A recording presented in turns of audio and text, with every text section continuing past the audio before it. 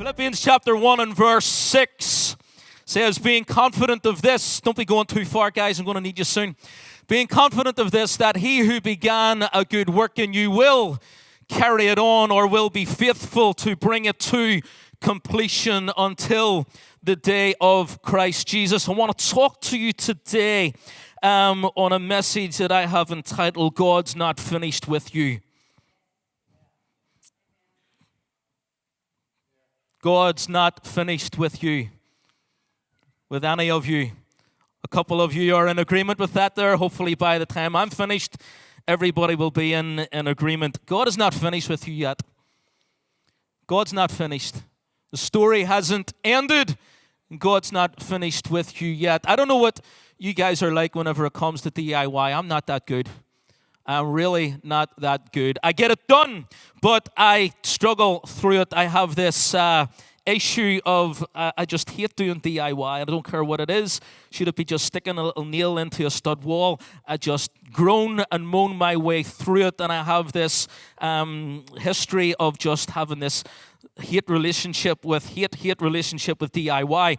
One of the last times we were building these wardrobes and cupboards, and I had them all in the boxes behind me, just about this far from a wall, and as I kind of like stepped back, the boxes were behind me, and I clipped the boxes, and I kind of like fell backwards, stumbled down in stages, banged my back against the wall and the head against the wall, and I got stuck and wedged between the boxes and the wall, and I'm sitting there, I've got whiplash, I've got a bad back, my head's cracked off the wall. That's the story of me and DIY, and I struggle also to finish what I started. Because whenever I take a break, I kind of am the type of person that once I start something, I've got to keep going until it's finished. Because if I take a break, then the thought of going back to it annoys me. And during the summer, and I've got a good excuse because we've got these big evergreen trees out our back garden that are getting very, very tall, and I thought I'm going to trim them. I'm not paying anybody to do it because I can do it. And they got these big set of ladders and like 25, 30 feet up just to kind of like trim the top of the evergreens. And I thought, see if I fall here, that's 30 feet, plunge into my death. I could die of COVID if I fall from that height, you know. So we left it, and I didn't, we haven't finished the trees. But we have this habit, I think, of like we start something but we don't finish it. Or we struggle to kind of like work our way through it. But I want to tell you that what God starts, God finishes. And God has began something in you, and He will be faithful to complete it. He'll carry it on to completion, because that's the type of God that He is. I don't know if you remember, Noah, and he's in the ark. And in I think it's chapter 8 of Genesis in verse 1, you'll remember Dr. Andrew J. Willis sharing this with us. God remembered Noah. I don't know if you've ever been in a situation in your life where you thought, God's forgot about me. You've ever been there? Just me.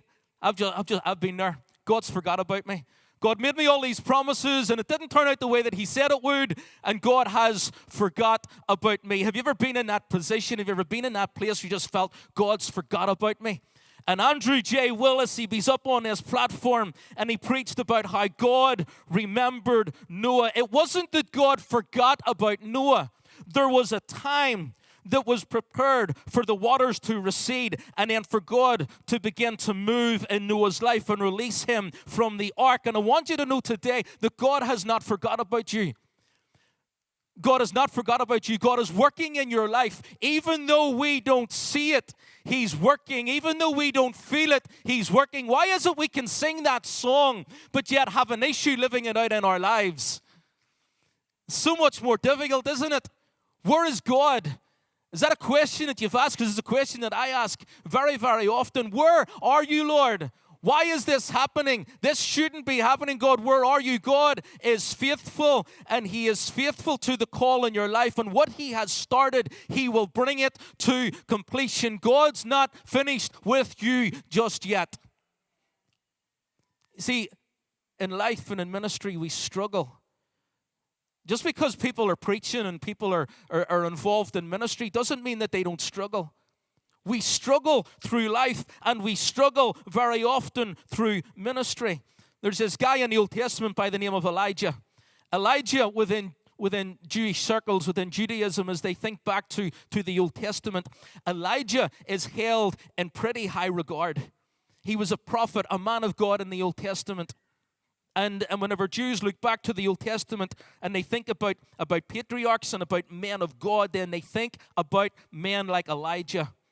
And Elijah, he confronts these false prophets, and he has this showdown on a place called Mount Carmel in Israel. You go to Mount Carmel today, and there's this big statue of Elijah. And what happens is Elijah basically wins the showdown, and he kills all these false prophets of Baal that King Ahab would have listened to, and his wife Jezebel. And he has his greatest victory on Mount Carmel, because everybody's there to see this showdown. Everybody's there to see what goes on. And Elijah is able to unveil God, Yahweh, as the one true God, and is able to expose the false prophets. And he kills them all. They're put to death. And Jezebel makes this statement, because they were her prophets. And she makes this statement that if by this time tomorrow, may I be the one that's dead if I don't kill you, Elijah. That's the story that goes out. That's the declaration that goes out. I'm going to kill you, Elijah, for what you have done. This was his greatest victory. And Elijah flees for his life. He runs. And in 1 Kings chapter 19, it says this. It says, when Elijah heard this, he was afraid and ran for his life. This is the man of God. This is the man who, in front of thousands of people on Mount Carmel, is able to expose the false prophets, and he puts them to death, and yet he begins to run for his life, taking his servant with him. When they came to Beersheba in Judah, Elijah left his servant there. Verse 4, it says, then Elijah walked for a whole day into the desert. He sat down under a bush and he asked to die. I've had enough, Lord, he prayed. Let me die. I'm no better than my ancestors. And then he lay down under the tree and slept. I don't know if maybe Elijah felt like God had forgot about him. I don't know what went on in Elijah's mind. This was his greatest victory. And yet, he begins to run, to flee for his life. And he walks a whole day into the desert, into the wilderness. Sits down and cries out to God, let me die. This is what was going through the mind of Elijah. Maybe thinking, God's forgot about me, God's left me, I'm by myself. I don't know if maybe you've been there in that place, thinking like, God has forgot about me. Maybe you're like, it's maybe one thing to feel like God has forgot about you, but maybe you're here today and you're thinking, well, it's not necessarily, Johnny, that God's forgot about me, but I've made some decisions in my life. And maybe you're thinking that you have made some of these wrong decisions in your life, and you are feeling like you're in this position or in this place where God cannot work with you, where God can't do anything in your life because of decisions that you've made. Maybe that's you today. Maybe there are people in this place, you're thinking either God has forgot about me, or you're thinking, I've made so many wrong decisions, I've messed up so many times that God can't do anything with me. You've put yourself in a position where God cannot any longer work in your life. I want to tell you that both are false. God's not forgot about you, and God can still work in your life. What God has begun, He will carry it out to completion. Peter is called by Jesus. He's a fisherman. And Jesus calls him to follow him. Great honor for Peter. Peter follows him, becomes his disciple. We all know the story how that Peter denied Jesus. Jesus is with the disciples and he says, you're all going to run, you're all going to flee. I'm going to be arrested, I'm going to be taken, and you're all going to go. And Peter says, Jesus, no, listen, these guys, I know what they're like. They're going to run. I know them. I've seen them in action. I've been with them as well for the last 3.5 years. These guys are going to go, but me, I got your back, Jesus. I will not flee. I'll not run. I'm with you 100%, Jesus. I've got your back. I'm by your side. I will defend you. And Jesus says to him, Peter, you're going to deny me. You're going to deny ever knowing me. Peter's like, no, Lord, no. We all know the story, how that after Jesus is arrested and Peter is out in the courtyard, And people begin to go to him again. They ask him the question, say, "We've seen you. You were with Jesus, weren't you? You're one of his disciples. You're one of his followers." No, it's not. I don't even know the man. 3 times he does that. Peter makes these decisions that it seems Peter's thinking, I think, in his mind, after the resurrection of Jesus Christ, Peter's realizing, what did I do? I shouldn't have said that. I shouldn't have answered that way. Why did I not speak up? Why did I not take my stand? And Peter goes through this process of trying to come to terms with the decisions that he made, with the choices that he made, and feeling like after Jesus is resurrected, well, he can't use me now because of what I did and how I denied him. And I love John chapter 21. I love this. I love this moment that Jesus has with Peter.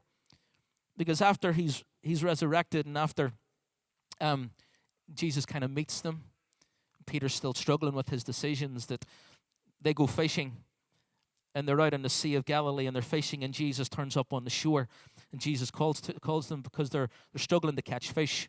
Very similar to Peter's first catch. We might share this next week. And eventually John says to Peter, that's the Lord. And Peter jumps out of the boat and begins to swim to the shore. And Jesus has this fire going. It talks about bread being there. The breaking of bread speaks of forgiveness, and Jesus was in some way trying to show Peter, it's okay. I know you made the wrong choices, but what you did is actually going to strengthen you if you'll forgive yourself. And I think in that moment, Jesus is breaking bread with Peter and saying, I forgive you, Peter. And Jesus asked Peter the question 3 times, do you love me, Peter? Because this was all that really mattered. Peter, do you love me? Do you love me? 3 times he asked those questions. And so we have these people that maybe struggle in ministry. Peter struggled with decisions that he had made. Elijah struggles with what is coming against him and just wants to die. I love the story of Joseph and how Joseph is given this dream. And this is not just a random dream that Joseph has. Joseph knows this is God speaking to me. And within the dream, Joseph knows, he's like out with his brothers gathering this wheat and these sheaves, and the sheaves bow down to Joseph's sheaf. And what he's saying is that, and saying to his brothers, I don't know what this is about, but yous are all going to bow down to me one day. And Joseph knows this is God. This is God speaking to me. This is God. I don't know what it's all about, but this is God. And then he has this other dream where it's the sun, the moon, and the stars that are bowing down to him. Shows his mother and his father. And his brothers become angry with him. And they hate him because of his dream. But this is a God-given dream. This is God unveiling to Joseph what's going to happen in his life. But Joseph only kind of sees the end part. What Joseph doesn't see is the process from the conception and the giving of the dream to the fulfillment and the birthing and the realization of the dream. And so what happens is Joseph shares with his brothers, this is what happened. This is what I've seen. This is the dream that God gave me. And not long after that, the brothers get the hold of Joseph. They want to kill him, but eventually they sell him into slavery. And I'm thinking, we read through this story of Joseph, how that he's sold by his brothers into slavery. He ends up in a house belonging to a man called Potiphar down in Egypt, and he's serving him as a slave. His wife tells lies about him, claims rape, and then it's false. It's a false claim. He ends up in prison for something that he didn't do. What's this got to do with the dream, God? Something better is supposed to be happening in my life, and here I am stuck in prison. Have you forgot about me, God? Maybe that's you, and you feel like you're sitting in a prison, and God has forgot about you. Abraham is given a vision by God. He's given a destiny, a dream, a purpose, a plan. God tells Abraham, I'm going to make you into a great nation. There's a nation inside you, Abraham. And God gives him this dream, this vision, this future, this destiny of what he's going to become, what's going to come from him. But from the giving of that vision and of that dream, there's this process that takes quite a considerable amount of time before it gets to the realization and the birthing of that dream. Very similar to Joseph. We never read of Joseph, of him complaining. I don't know if he does or if he doesn't or what. We never read of it, but I'm pretty sure that there were nights and days in that prison whenever Joseph was thinking, God, where did this all go wrong? Where did I do something wrong? Did I miss something here? Was the dream not from you? I'm sure there were questions that were rattling through his mind. How did I end up in prison? How did I end up here? How did I end up in slavery? How have I ended up in this foreign land? God, where are you? Have you forgot about me, God? And between the giving of the dream, the unveiling, the revelation that there's a dream, that there's a destiny, that there's a future, between the giving of that and the realization, the birthing of that dream, there is this thing that we call process. We don't know how long it will take, but there's a thing called process. There's a thing called transition. There's troubles in this process. There's trials. There's tribulations. There's victories, and there are defeats. But it's all within this process, from the conception, the conceiving of the dream, the giving of the dream, to the fulfillment of the dream. There's this space in between called process. We don't know how long that process takes, but it's a process nonetheless. For Joseph, it took years. It took years as he was sold into slavery, as he spends years in prison.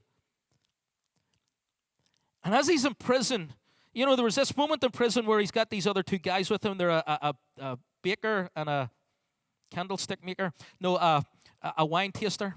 And so they have dreams while they're all in prison. And the wine guy comes up to Joseph and says, I had this dream. And Joseph's like, well, what's going to happen is, he was a wine taster for the king. And he says, you're going to go back to the king. You're going to be back in the position that you were in before. And he tells the guy, he says, listen, do me a favor. See, whenever you end up back there, remember me. Remember what I did for you. And the dream is fulfilled. Of course, the baker in hearing that dream thinks, wow, he's getting back into his position. I'm going to go check out my dream because he has a dream as well. And he's thinking, I'm going to go back to baking. And Joseph's like, no, you're going to die soon. Birds are going to eat you. They're going to eat your flesh. And but there's this process. And then the wine guy, he's the taster, he's released. Goes back to the king, goes back to tasting the wine. And Joseph's thinking, this is, going to be released soon, but nothing happens. Eventually, the king has a dream. This one day, Joseph is in prison like every other day for years and years before that, part of the process. This one day, there's a knock on the gate, and the gate opens, and you got to come. And he's brought to the king. In one day, he transitions from the prison to the palace. It's part of the process that we got to go through, that we got to, in some way, at times, struggle through. But it's part of the process. But Joseph realized the dream. The dream was fulfilled in his lifetime. With Abraham, totally different. Because Abraham is given this dream. There's a nation in you, Abraham. I'm going to birth a nation out of you. Look up at the stars of the sky. Can you count them, Abraham? Because that's going to be your descendants. They're going to be as numerous as the stars in the sky and as the sand in the desert. Abraham struggles with this process because Abraham's thinking, okay, this is great.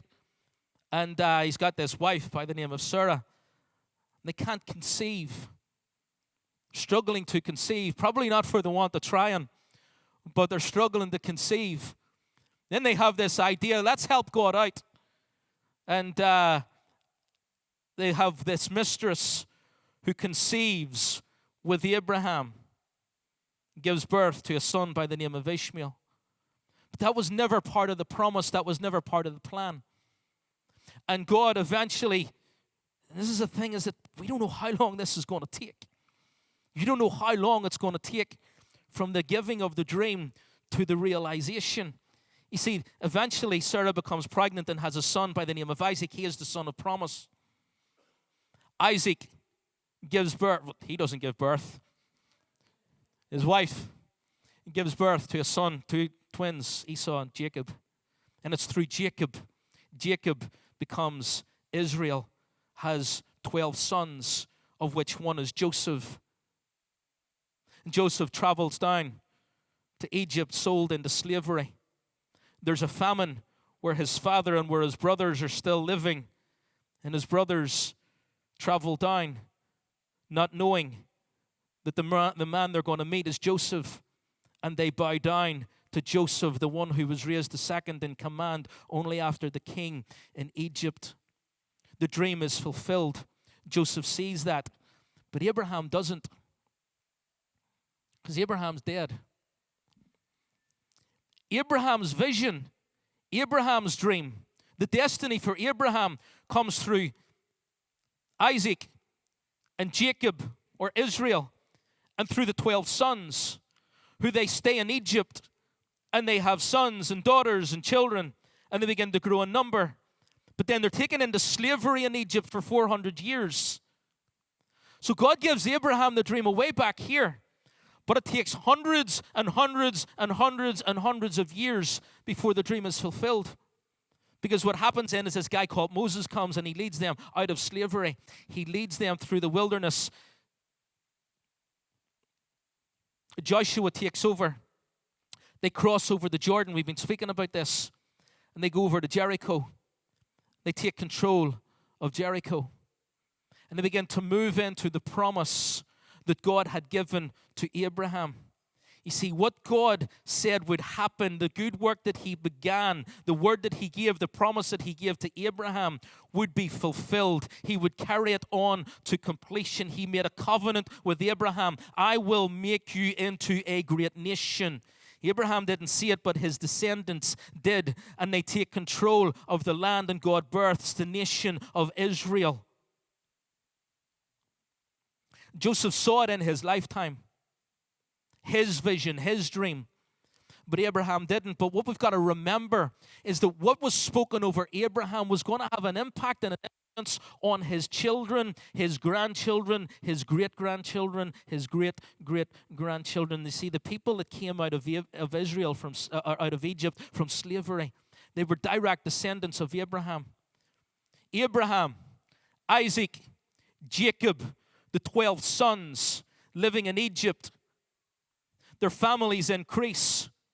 They go into slavery. They are direct descendants. They are a direct result of the promise given to Abraham. You see, there will be a promise that will be given to you, to your life. A word spoken over your life that isn't just for you. It will have an influence and an impact on those coming behind you. It will have an impact and an influence on your children, on your grandchildren, and on your great-grandchildren. It's a generational thing. You may not see it, but God sees beyond what we can see. But we've got to go through this process. Worship team, come. I want to tell you today that God is not finished with you. God's not done with you. God kept his promise to Joseph. He kept his promise to Abraham. He will keep his promise to you. See, there will always be a problem to prevent the promise, but you must have a determination to achieve the dream. There's always going to be this problem to deter you from achieving your God-given dreams, hopes, ambitions, the words spoken over you. There's always going to be a problem to hinder that, to prevent that promise. But you've got to have this determination. I'm going to finish this race. I'm going to complete my course. Children of Israel come to Jericho. This is their moment. This is their opportunity. The second generation, they cross over the Jordan River. They take control of Jericho. And then they begin to move into what's known as the Promised Land, what we know today as the nation of Israel. But they've got to fight these different groups of people. You see, it wasn't just, well, we crossed over the Jordan. It's ours. They had to move into Jericho. They had to then spread up and out and begin to take control of the land and defeat the people who were already there. There are things that you have to defeat in your life. We don't have time to go through this. We might do this some other time, but we are told that you've got descendants of Anak who are in the land. It means to choke or to strangle. And these are all things that will come against you in achieving what God has designed and purposed for you to achieve. Jebusites, trodden down, those who are discouraged and defeated. So do you ever feel like guilt and shame, like I'm not good enough? That's the Jebusites in your life that you've got to defeat. The Girgashites lived in clay marshes, bogged down, which talks about compromise, about how we can compromise in our beliefs. That will hold you back from achieving your dreams. The Canaanites, meaning materialism. We can't serve two masters. It's got to be God and Him alone. The Hittites, meaning fear. How that we can be withheld by fear. Parasites, meaning open, unwalled or open, so unprotected. Open to seduction, open to the things of this world. The Amorites, meaning pride and rebellious, self-edification and self-righteousness. And the Hivites, meaning to lie openly, talking about humanism and about how we place ourselves higher than what we are and maybe equal with God. There are these groups of people that the children of Israel had to defeat. And these are enemies of us. In God wanting to bring us forward, I want to tell you today that God is not finished with you. Let me finish with this here. Paul says this, being confident. I'm confident in this. In what I'm telling you, I have the utmost of confidence. In the statement that I'm about to make to you, in this next sentence, I've got confidence in this sentence. That He, God, it's God who's doing the work. Him. God did the work. God's doing the work in you. That ought to put a smile on your face. God's working in your life, church. He who began the work. He who began the good work. What God's doing in you is a good thing. It might not feel like it, because you might be in prison and asking the question, God, where are you? But I want you to know that God's not finished with you. That God is as much the God of the valleys as what He is of the mountaintops. That He's still God in the prison as what He is walking free in the streets. It's a good work. It's a process. He's doing a good work in you. It might not feel like it, but it's a good work. And He will finish it. It's not done yet. It's not over yet, church. There's still more to be done.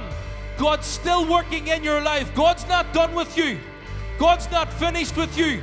God's got a plan. He's working to a plan. He's working to a purpose. God is at work in you. And what He started, He will finish. He will finish what He started in you. He's going to finish it. Because it's His work. It's His work. Stand to your feet, please. 2 Timothy chapter 4, verse 7. Paul is writing to Timothy and he says, I have fought the good fight. I have finished the race and I have kept the faith. Can I encourage you today? Finish strong. Finish strong. Maybe you've had falls and stumbles through your walk. Maybe you've made the wrong decisions through your walk. I encourage you today, finish strong. Finish strong. Stay in the fight. Stay in the race. Stay in the faith. God is not finished with you. God's only just starting with you. God's not finished. God's not done.